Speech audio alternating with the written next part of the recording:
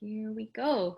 Hi, everyone. My name is Shion Carter, and I am an independent dance artist and interdisciplinary performer based here in Vancouver.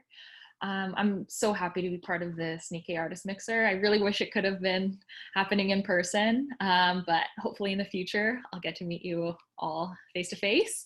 Yeah, so thank you to June and Sammy and everyone at Powell Street Festival for inviting me to be part of this. Okay, a little bit about me. Whoops, here we go. I was born in the city of Tajimi in Gifu Prefecture in Japan. You can see that right by the arrow there. And I moved to Canada when I was 6 years old.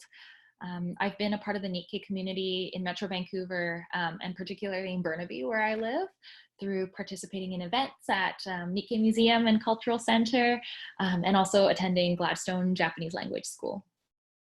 My relationship with dance began when I was about 12 years old. I started taking contemporary and modern dance classes at my high school, actually.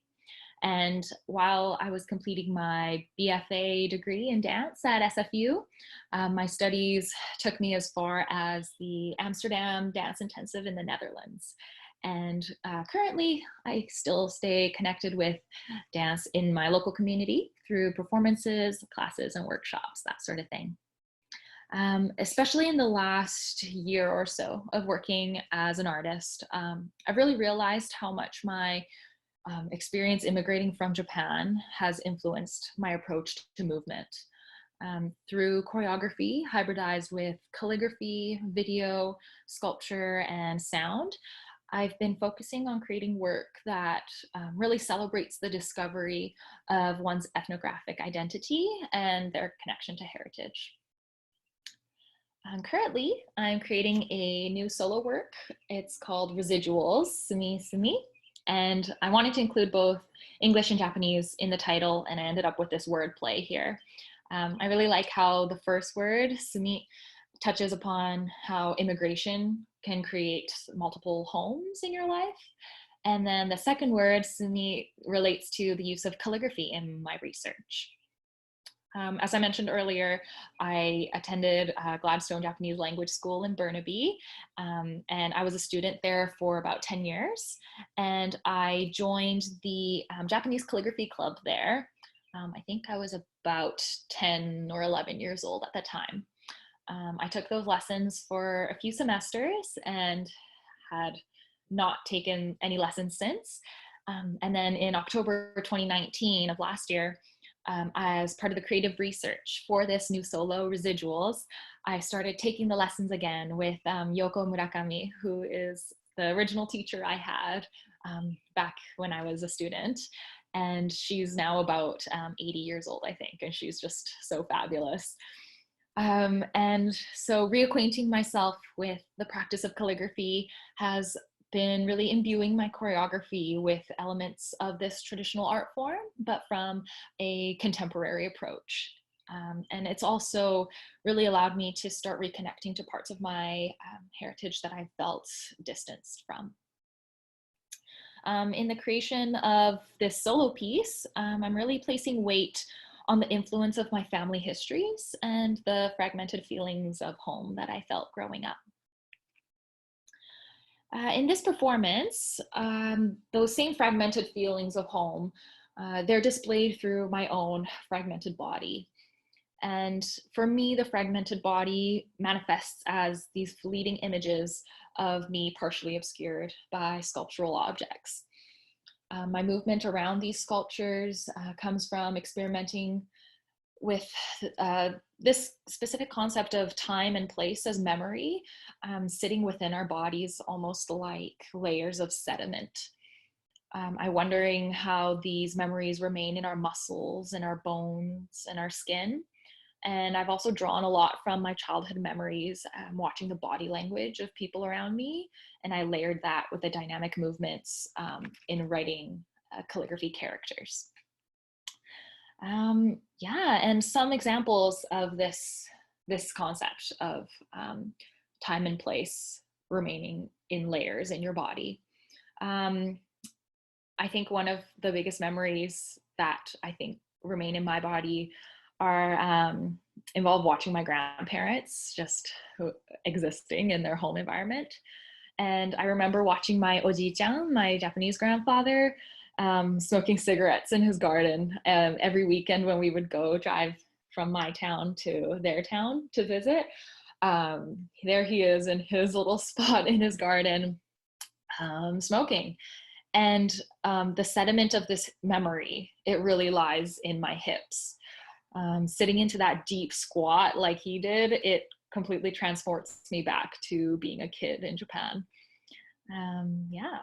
Over the coming months, I'm going to be continuing to develop this project in collaboration with my mentor, Zine Kwan, and my other collaborators in music and lighting and video projection. And the solo is set to premiere at Tangente, which is a dance presenter in Montreal, and this will be in 2021. And skipping back to 2018, I co-founded an interdisciplinary duo called Olive Theory with musician Stefan Nazarovich. We collaborate to experiment at the intersection of sound and installation and performance layered together. We've been developing our ideas through local artist residencies, and it's amazing that Vancouver has quite a few artist residencies that are offered to freelance and emerging artists. And we've worked at spaces such as What Lab, which is the space you see in the video here. This is an awesome, awesome arts location in East Van. We've also worked at Left of Main in Chinatown and Lena Artist Residency on Galliano Island off the coast of Vancouver.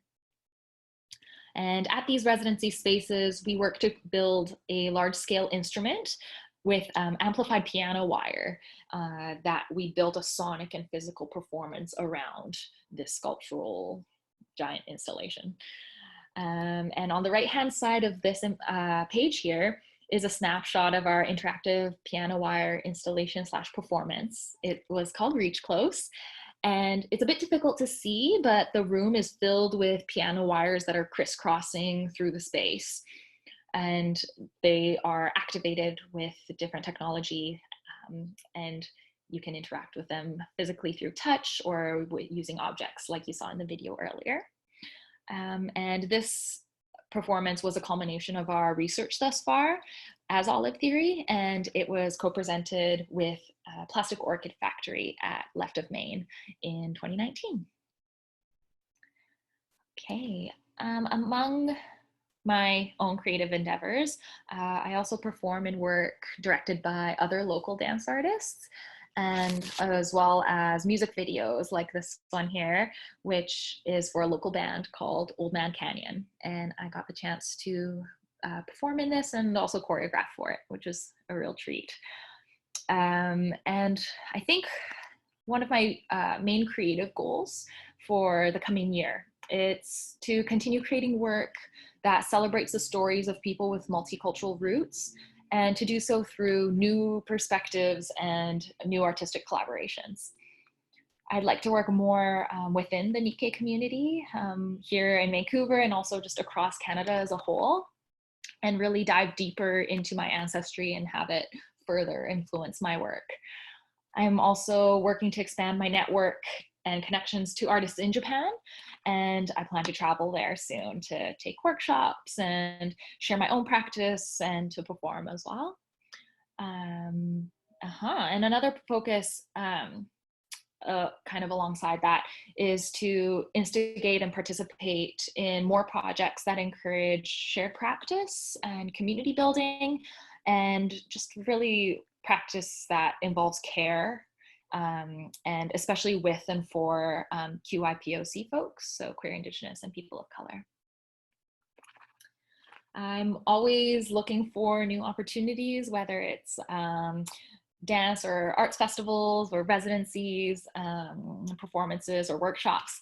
And I'm really curious about those kinds of events, just here locally or in Canada or in Japan. So if you know of any of them, everyone here in the Nikkei Mixer, I would love to hear about them. I love to collaborate. So if you're ever interested in reaching out, here's my Instagram or my website you can check out if you'd like to see more of my previous work. And yeah, I really have to say that it's been incredibly fulfilling to be meeting so many amazing Nikkei artists here in Vancouver the last little while. So thank you so much again to June, Sammy, and Powell Street Festival for organizing events like this. It's really a treat to be a part of this community. So I'm really thankful. Yeah, that's it from me. Thank you so much for listening. And I'm going to pass it off to Erika now. Thanks, guys.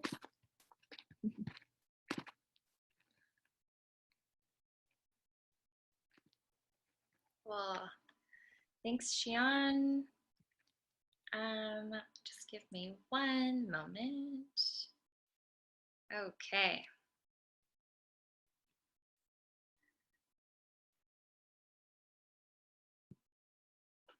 Okay. Hi, everyone. My name is Erika Mitsuhashi, and I am a contemporary dance artist and interdisciplinary artist based here in Vancouver. Quick thank you to June and Powell Street Festival. I also was really looking forward to doing this in person. So what I did was I tried to resemble some sort of a live presentation here in my apartment. So I have a projection behind me, and I can make the presentation available as a PDF if you'd like to see it up close. And all of the videos that are included in the presentation I have on my website as well. So hopefully you get a sense of this presentation through Zoom, but if you want to follow up with anything, it's available on other platforms. Part of the reason why I was so excited to do a presentation is some of the work that I do actually uses these presentation formats as points of inquiry for artistic investigation. So TED Talks, DIY tutorials, instructional videos kind of like have fed into some of my work. So let's get started. I did a version of this presentation last year at as part of the New Aesthetics Performance Intensive hosted by Theater Replacement last year. And that's where I was introduced to this Pechakucha style presentation. So I am by no means going to stay on track with time, but I'm going to do my best to keep it brief. So a couple things that I'll talk about. Who I am, or who am I? Some of my artistic interests, influences on my work thus far, questions and curiosities I'm thinking about, a little bit about the collectives and collaborative groups that I engage with, and if there's enough time, I'll talk briefly about my solo practice.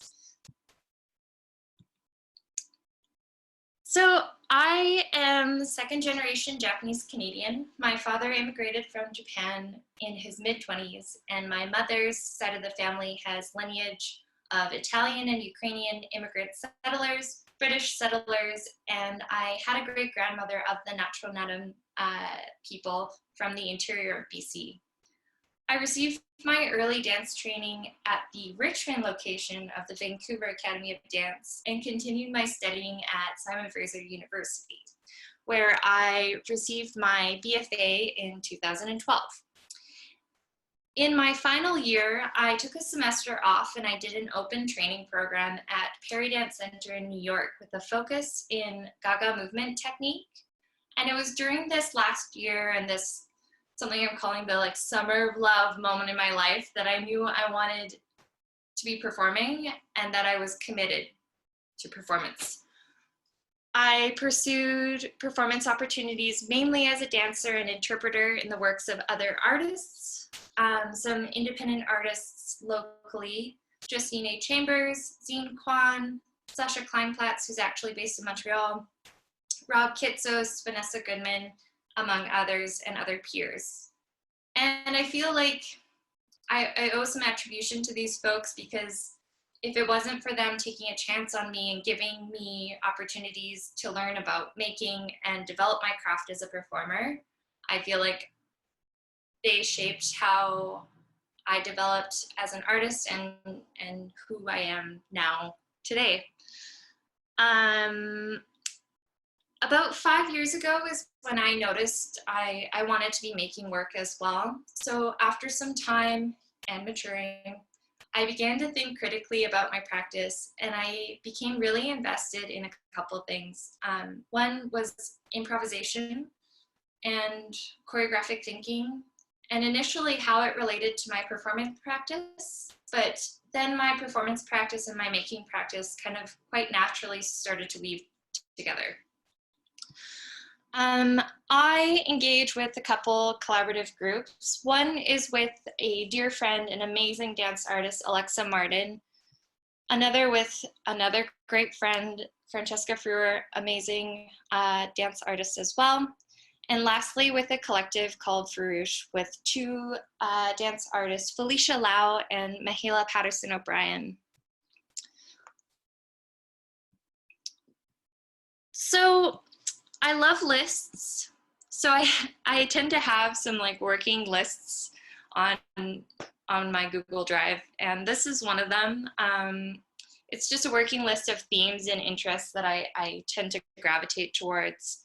And as an emerging choreographer, I use the body as a site for experimental investigation of these concepts and themes included here, such as in-betweenness, intimacy, materiality of the body, materiality of space, pseudoscience, personal histories, and something I'm calling DIY performance tactics. So if you could see my apartment right now, I'm not going to move my laptop because I'm worried about the angle of it for later, but I basically have my laptop on a chair. I have the projector and a projector screen set up. I have AirPlay playing the presentation while I have Zoom on my laptop, and it's this kind of do-it-yourself attitude that I've adopted for most of my work thus far, and I jokingly call it a DIY or die attitude. Okay, moving on. This is another list of some artists who significantly influenced my work, either by their process or their aesthetics or their, multiple different reasons. Some in dance and algorithmic theater, some in film and animation, fashion and visual art, and architecture. I promise there's only one or two more slides with lists, but this is a working list of some questions I'm thinking about in relationship to performance and practice. So I'm really committed to experimental approaches to making and process. And this has led me to explore how integral expressing conceptual ideas within any medium or other mediums outside of dance has been to my practice. And I found that my practice has steadily become more diverse and interdisciplinary. So right now I'm really grappling with how can multiple disciplines be symbiotic in my creative process. As I mentioned earlier, I've been working with improvisation, and I've been observing what it means in my work to be in the unknown, to be with vulnerability, and how to navigate the continuous present. I often work with a conceptual proposition of a reveal, and I feel like it allows for intimacy between performers, between audience and performers, and allows for the potential of subverting expectations between the person or the thing doing the revealing, such, and the audience that gets to receive it.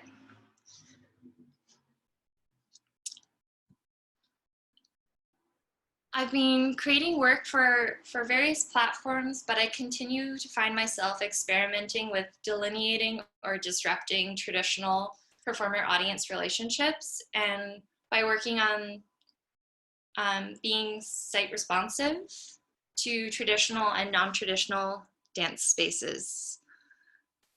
I've been really interested in trying to create non-hierarchical performance environments where performers, living or non-living, are given equal importance So performers I define as bodies, material, objects, projection design, light, the space itself, the gaze, and sometimes even the audience.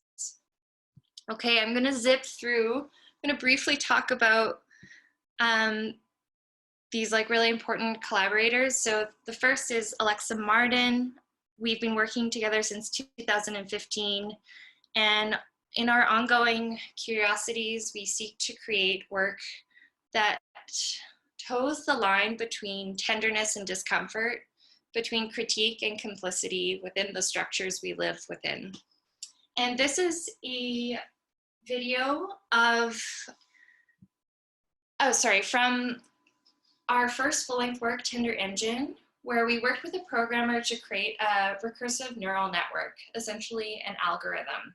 So our performers go beyond dancers and bodies and to this potentially non-living entity. And we collected text and language from rehearsals, source material, and external sources to create a data set and then train the algorithm to speak up poetic output back to us.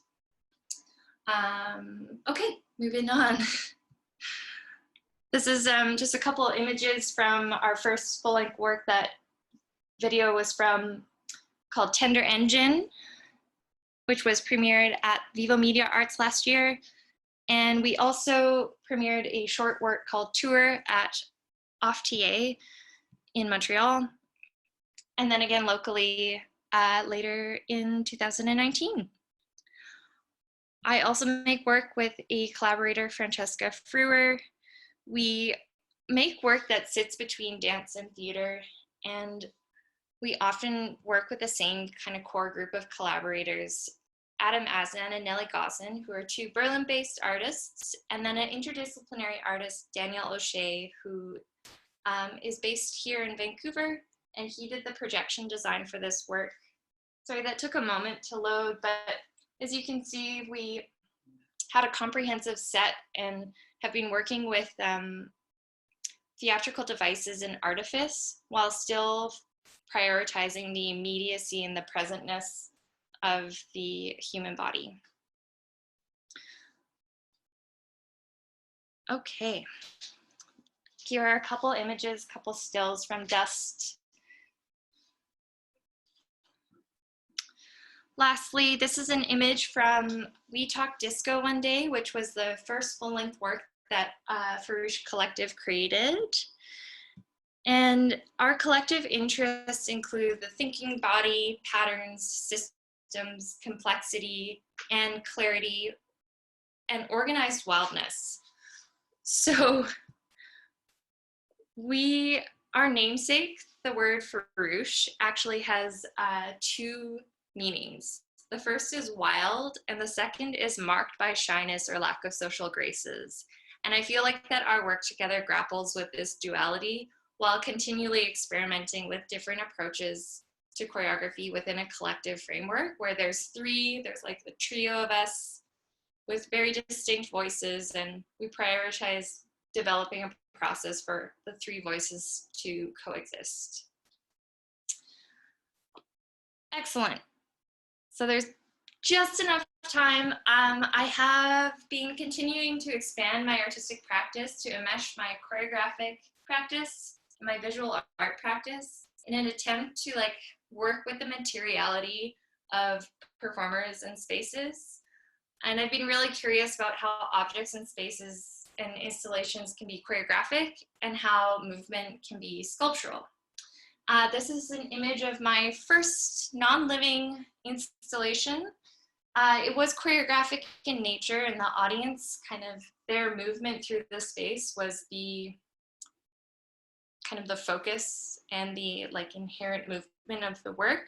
The light, there was a light projected onto the disco balls as well that refracted in the space and kind of like would move with like the wind moving the disco balls as well.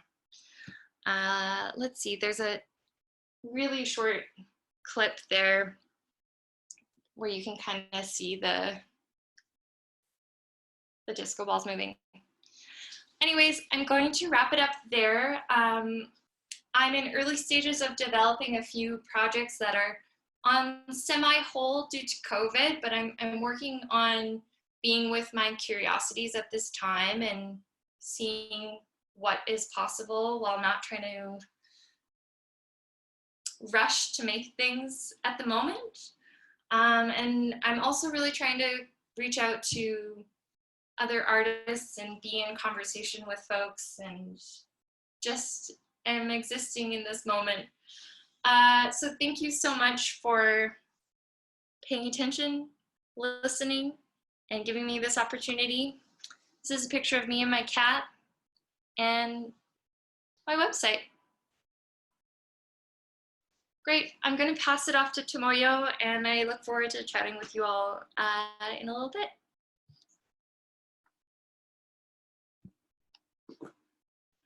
Thank you so much, Erika. I'm just gonna start my sharing screen. Okay. So hi, my name is Tomoyo, and I am a dancer choreographer originally born in Kobe, Japan. I'm very excited to be a part of this, and thank you so much for inviting. I'm going to share some of my work and what kind of artist I am. Can everybody hear me?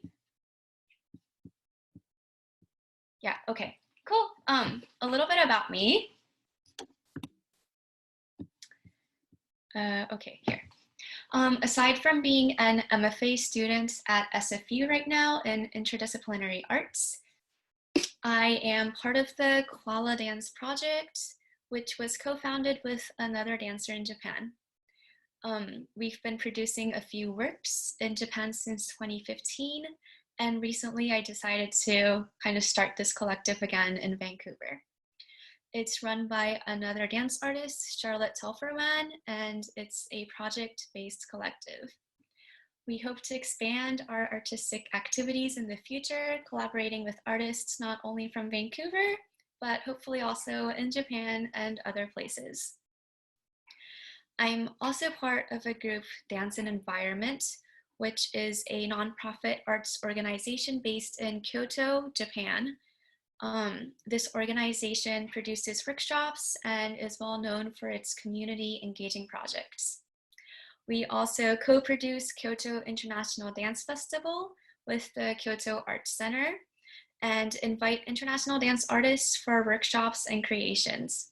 This year was supposed to be our 25th anniversary, but it didn't happen, unfortunately, so we're gonna slide our entire program to next year, for hopefully. I'm still very new to Vancouver. It's my 3rd year living here, but I've been very blessed with meeting so many talented artists, and in the near future, I hope to find ways to bridge my dance community friends in Japan to Vancouver, and hopefully vice versa. Hopefully that happens. As I said, this is my 3rd year living in Canada, and I've lived in places such as Kobe, Osaka, Tokyo, Cincinnati, Ohio, Nagoya, and Spokane, Washington before moving here. The experience of moving between nations and cultures have heavily influenced and is the core of my artistic practice. Negotiating distinct cultural identities, my works are based on my ongoing research into identity politics and self-reflective interrogation of transnational cultural differences. I am also a very deeply spiritual person. I believe in spirits and the afterworld, and the death of my late grandfather and high school friend led to the creation of this piece right here called Kikoete Imasu ka? And it loosely translates into Can You Hear Me? This work was first performed in Kobe, Japan, and eventually traveled to New York in 2016. It's my own interpretation of the afterlife based on stories in Japanese Buddhism, and the fabric right there in the middle represents a spiritual river, the river of Sanzu. Sanzu is said to divide the living and the dead, and apparently very few souls can make it across the river. The souls that do succeed in crossing the river can revisit our world every summer, and the ones that fails is kind of stuck in between their world and ours, kind of lost forever. This work is my first full-length work that I choreographed back in 2013, which is why I wanted to share this with you. It's not my best work, but it has a special place in my heart. So I'm gonna show this to you for a little bit, and then I'm gonna move on.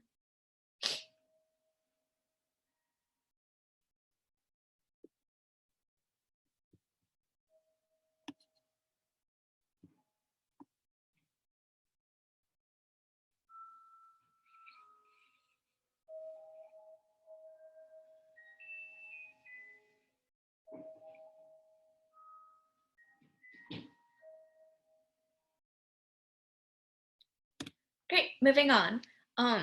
This piece is a much more recent work, still very spiritual, created last year. It highlights the ideology of Jane Bennett's Think Power and focuses on embodied energies and histories of abandoned objects. The unique part of this performance was that some audience members were given flashlights. You can see lights right now, but they were given to the audience, so they're kind of looking at whatever they wanted to look at. I'm very interested in audience participation within a certain parameter, and I think I will be further exploring this in the future. And I don't have time, so I'm kind of gonna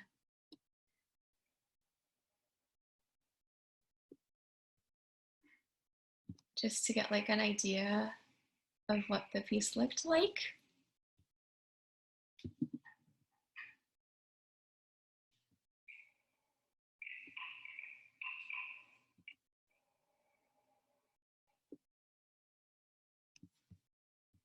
Yep, okay, moving on.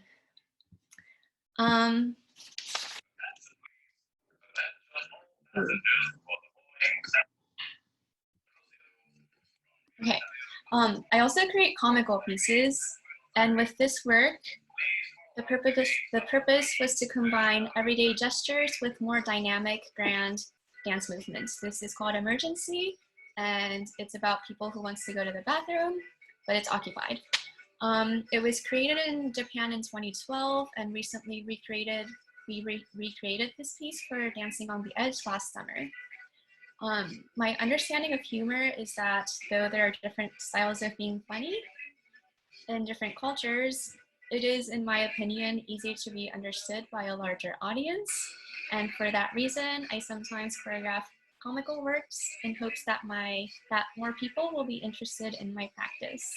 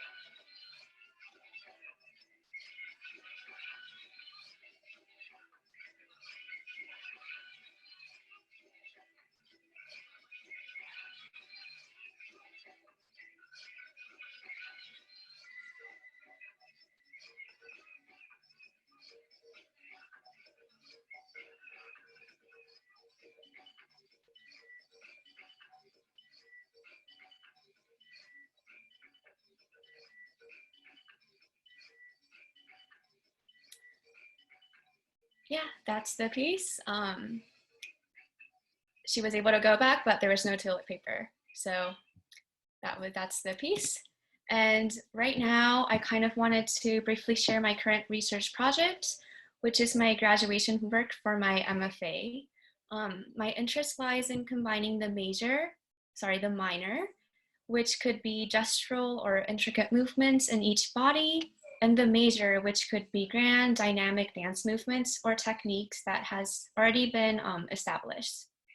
My understanding is that these minors are what carries movements connected to the culture, the habit, the time and space of each body. And my aim is to put more weight on these untrained, authentic movements that come straight directly from the dancers' bodies. It is scheduled to be performed in November with proper social distancing procedures. And I'd love it if you could all come and watch the show. Okay, I also have a website that badly needs updates, but please come to visit. As I said earlier, I'm still very new to Vancouver, and I hope to get to know everyone better and hopefully collaborate and make work together. Arigato for listening. Thank you.